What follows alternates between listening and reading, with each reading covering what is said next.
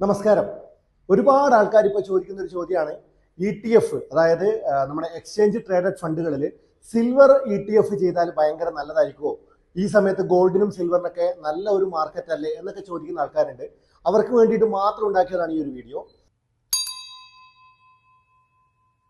ശരിക്കും പറഞ്ഞാൽ സിൽവർ എന്ന് പറഞ്ഞാൽ നമുക്ക് എല്ലാവർക്കും അറിയാം, ഇന്ന് ഏറ്റവും നല്ല മാർക്കറ്റ് റേറ്റ് കൊടുത്തുകൊണ്ടിരിക്കുന്ന, അല്ലെങ്കിൽ കഴിഞ്ഞ വർഷം അതിന്റെ പ്രോഫിറ്റ് റേഷ്യോ ഒക്കെ നോക്കുകയാണെങ്കിൽ 60% വരെയൊക്കെ കൊടുത്ത സമയം സിൽവറിൽ ഉണ്ടായിട്ടുണ്ട്. സോ 39-40% ETF പോലും ഈ പറയുന്ന പ്രോഫിറ്റ് റിട്ടേൺസ് കൊടുത്തിട്ടുണ്ട്.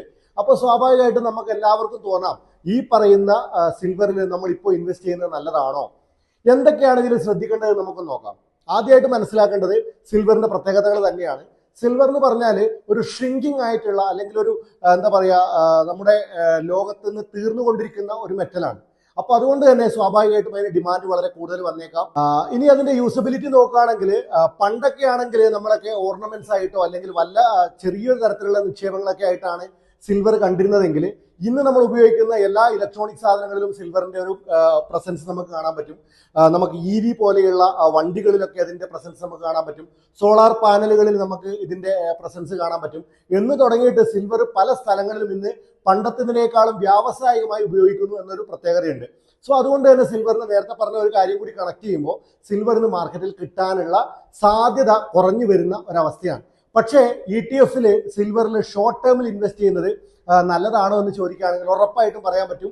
ഇപ്പോഴത്തെ കറന്റ് മാർക്കറ്റിൽ അതൊരു നല്ലൊരു സിറ്റുവേഷൻ ആയിരിക്കും, അല്ലെങ്കിൽ നല്ലൊരു ഗുണം കിട്ടുന്ന ഒരു കാര്യമാണ് നമുക്ക് പറയാൻ പറ്റില്ല. കാരണം ഒന്നാമത്തെ കാര്യം, ETF ഇപ്പോ സിൽവറിന്റെ ആ ഒരു ഡിമാൻഡ് കൂടിയ ഒരു കാരണം കൊണ്ട് തന്നെ സിൽവർ കുറച്ച് പ്രീമിയം ആയിട്ടാണ് മുന്നോട്ട് പോണത്. അതായത് നമുക്ക് നിലവിലുള്ളതിനേക്കാൾ കുറച്ച് കൂടിയ പ്രൈസിലാണ് ETF ആയതുകൊണ്ട് തന്നെ സിൽവറിന്റെ ട്രേഡിംഗ് നടക്കുന്നത്. സോ നമ്മൾ കൂടിയ വിലക്ക് വാങ്ങുന്ന ഒരു റിസ്ക് അവിടെയുണ്ട്.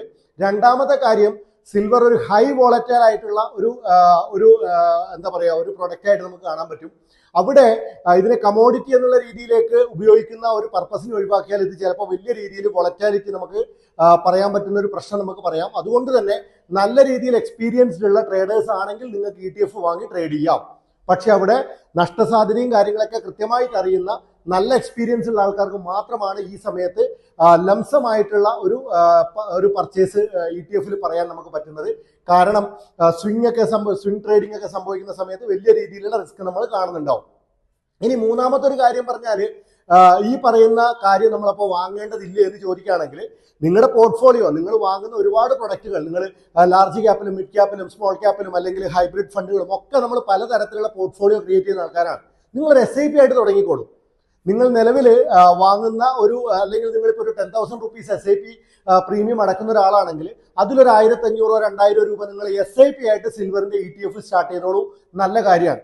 അതുപോലെ തന്നെ ലോങ് ടേമിൽ നിങ്ങൾ നോക്കുകയാണെങ്കിൽ സിൽവർ നല്ലൊരു റിട്ടേൺസ് ഉറപ്പായിട്ടും തരും. പക്ഷെ ചെറിയൊരു സമയത്ത്, അതായത് ഒരു വർഷം അല്ലെങ്കിൽ ഒരു 6 മാസം എന്ന രീതിയിലൊക്കെ നിങ്ങൾ ട്രേഡ് ചെയ്യാനാണ് ഉദ്ദേശിക്കുന്നതെങ്കിൽ സിൽവറിൽ വൺ ടൈം ആയിട്ട് ലംസമായിട്ട് ഇൻവെസ്റ്റ് ചെയ്യുന്നത് വളരെ റിസ്കി ആയിട്ടുള്ള ഒരു കാര്യമാണ്. കാരണം എല്ലാത്തിനും ഒരു സാച്ചുറേഷൻ പോയിന്റ് ഉണ്ട്.